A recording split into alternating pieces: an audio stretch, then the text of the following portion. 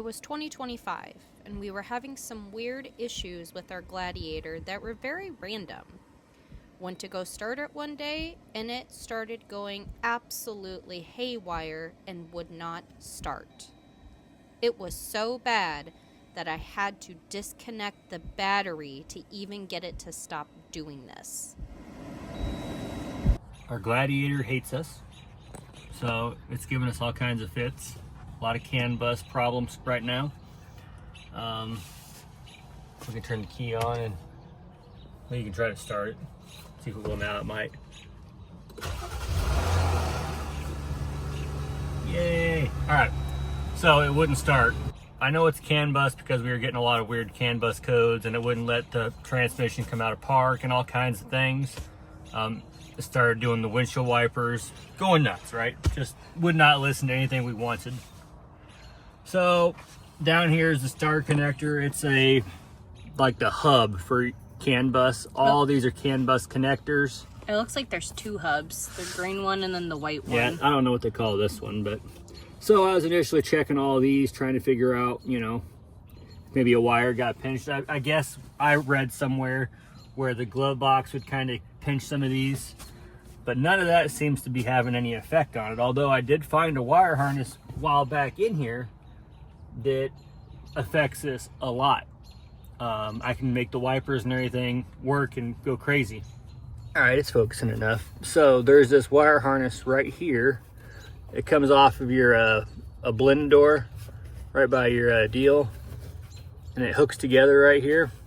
Well, this wire that comes into the dashboard right here, it goes down somewhere right around in here to some kind of a connector. Well, it directly relates to what's going on. I can move this wire around and trigger it. Even with the ABS light, it made the ABS lights go off. Yeah. So it looks like I can pop this vent off just from right here. They got a little push clip. So I'm gonna try to do that and pull this vent down and see if I can't access that. If I don't have to yank the dash out of this, that'd be great.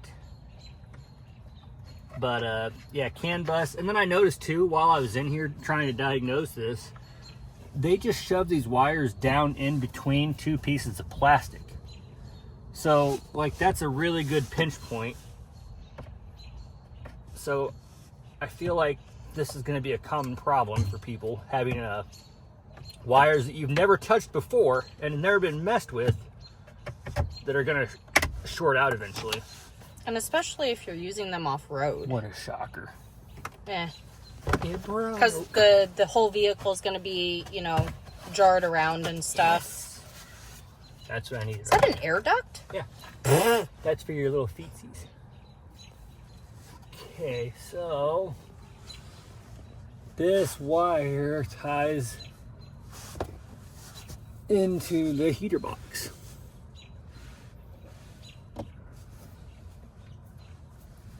So let's see if I can get it unhooked. Yep. All right. So this wire plugs in, and I suspect when I was looking in here initially, this tube right here. So I was in here messing with it when we first started having problems, and this one for the air conditioning, or maybe it's for the heater core, I don't know. I haven't looked into it much, but this one is hot, very hot. Well, this wire was kind of resting against it. So I suspect I got a wire with the insulation burnt behind all this maybe. The thing that's making it really weird though is this isn't even CANBUS, I don't think, looking at the wires. But if it's sending that signal to the module, that's going to go through all the other modules. I just made the blend door close. Isn't it supposed to close? Hell, I don't know. I mean, mine closes and opens. I'm ready for old stuff. And like the Power Wagon, if you sit in it long enough after it's shut off, you can hear the blend door move, but I've never heard this one. Are you ready? Okay. So, thought this would be kind of funny to point out. We're using our old 92 Dodge with a toggle switch for overdrive. Kind of rough in all the areas. Unknown miles, million miles, whatever. to go and pick up parts for our 2020 Jeep Gladiator because of CANBUS. a little electrical circuit board. So we had to jump in Old Reliable to go and get parts for our new vehicle with payments we're making on it. Jump in the old Cummins to go get some parts, manually shift the automatic, steering. I don't know where I'm going, but she'll keep going. Let's go get parts for our new Jeep. Well, I guess it's 5 years old, but still way too new to have all kinds of electrical gremlins. So, anyways, I thought I'd point that out. We're gonna pull into the new dealership to get the part.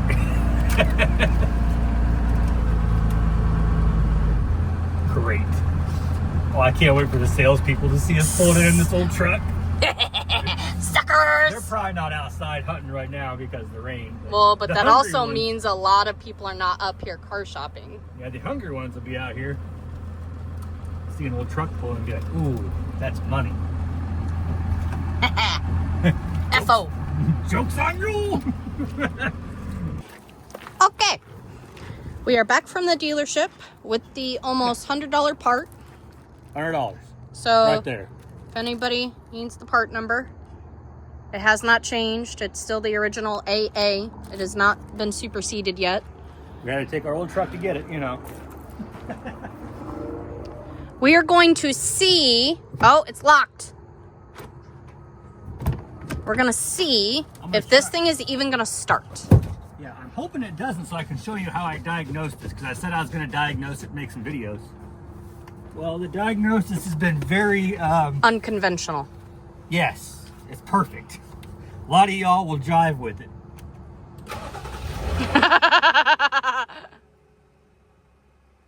Will it go into a gear, though? Hold on, let me see. I got lights on, but I even got a radio. Damn it. And it's going into gear. Shut it off. You son of a- So, when we were...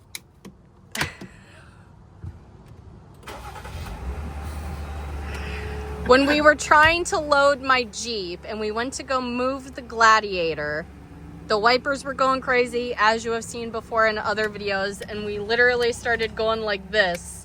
And by doing that, we got it to start. You're such a turd. Gosh.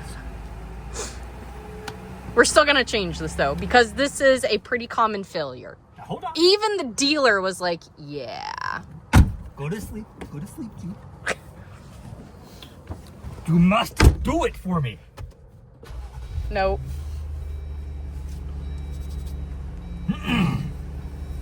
It's like it knows. Smack that thing. Don't kick it.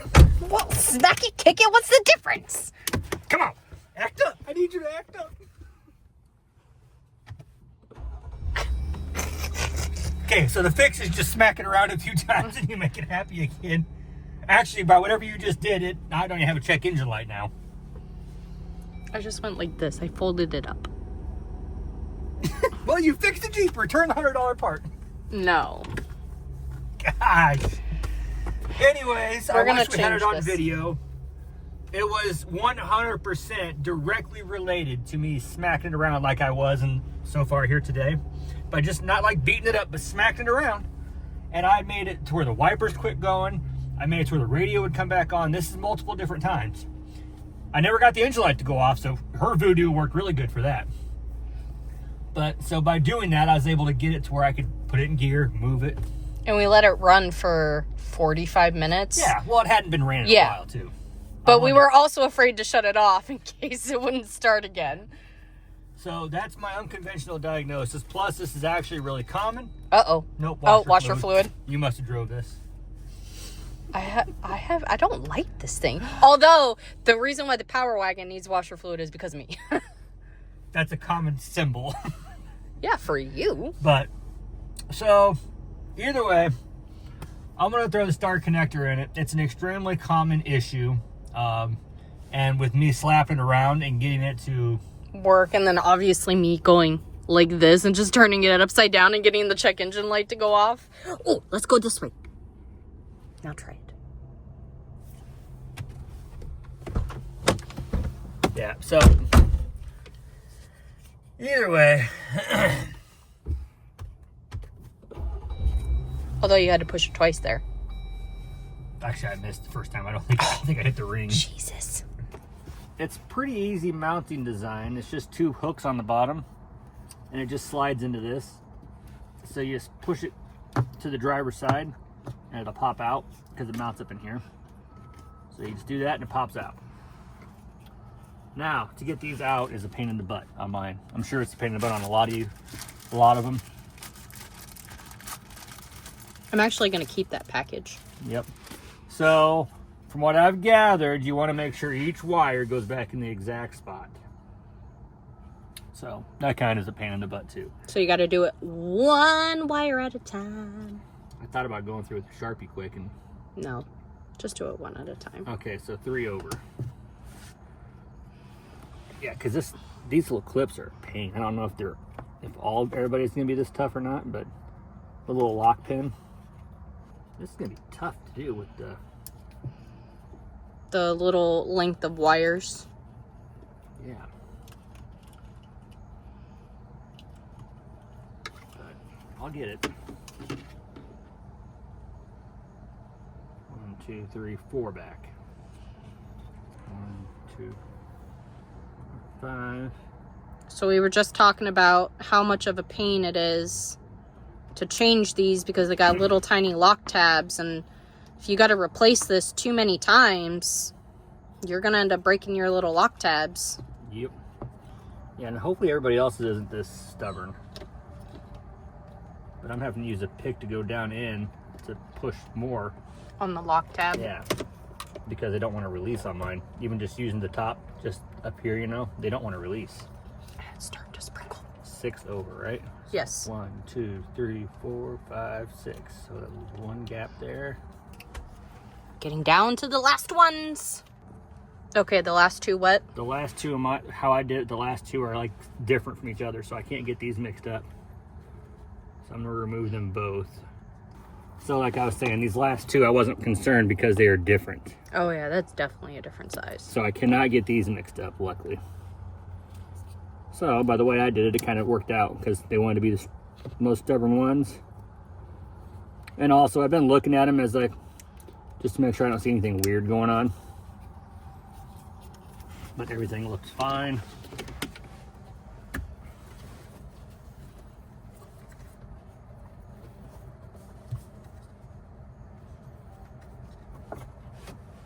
Okay. Let me see here. This came up like this. The duct. Yeah, for the floor. During my procedures, I popped this out. Actually, I'm not going to pop that pin back in yet.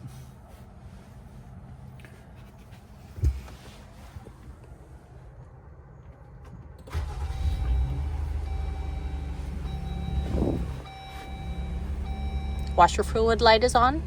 Yep, tire light should be flashing. It's not flashing, but it's on. It'll be flashing in a minute. Now it's flashing. Seatbelt light is on. That checks out too. Yep. That's it. So unfortunately, I can't guarantee that just cured the problem because by smacking the wires around, we got the engine light shut off and everything. But maybe we'll do some driving today. Yeah.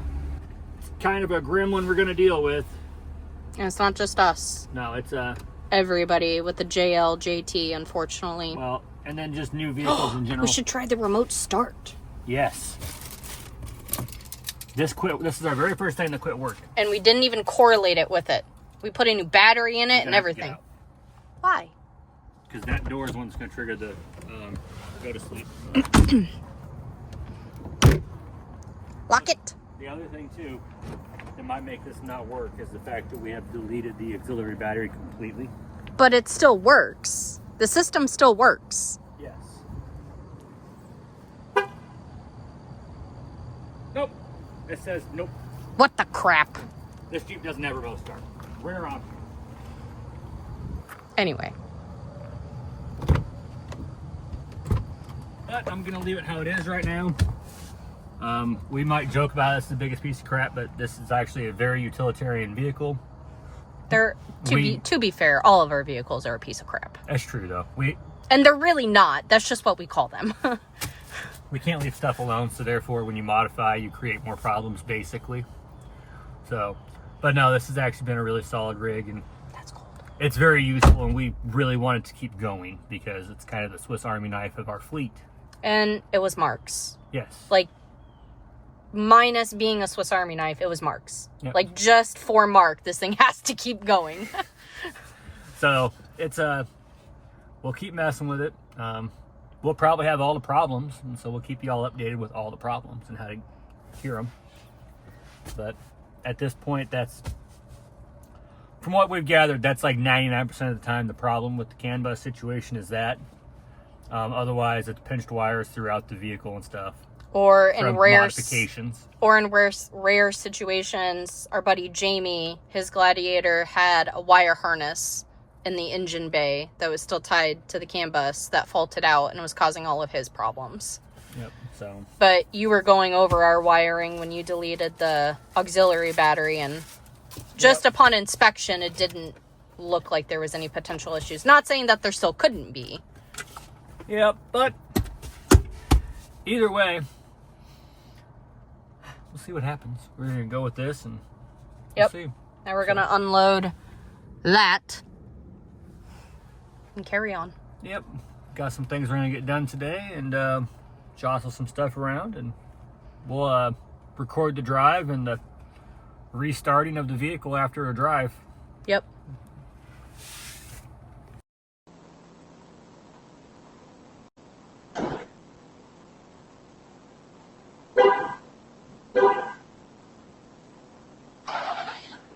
So that was the Gladiator just remote starting that you heard. We replaced the star connector October of 2025. So we have actually been driving it around on and off since then between trips, mapping events, and stuff like that. This is now February of 2026. Since we replaced the star connector, we have not had any other issues that are CANBUS related with the Gladiator, other than the remote start. But as previously mentioned, that was a completely separate problem that we will be addressing in an upcoming video. So don't forget to like, subscribe, share, comment down below, check out our Patreon, also check out our merch, and we will catch you on the next one.